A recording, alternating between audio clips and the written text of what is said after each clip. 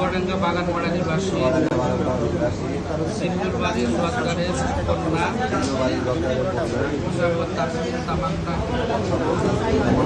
20,000 টাকা নগদ দেনমোহর নির্ধারণ করিয়া আপনার সাথে বিবাহ দিলাম, শাদী দিলাম।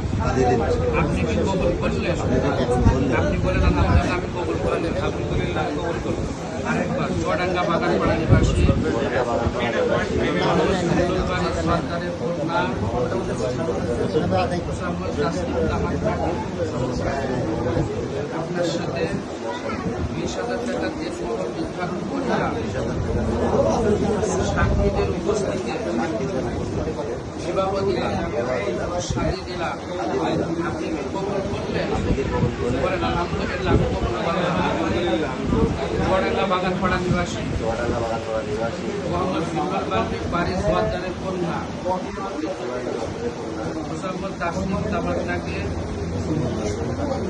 20,000 টাকা নগদ দেনমোহর নির্ধারণ করিয়া সম্মত উপায়ে সাক্ষীদের উপস্থিতিতে আপনার সাথে বিবাহর প্রস্তাব দিলাম, শাদী দিলাম।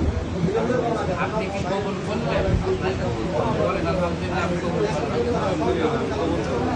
সবাই বলে আলহামদুলিল্লাহ।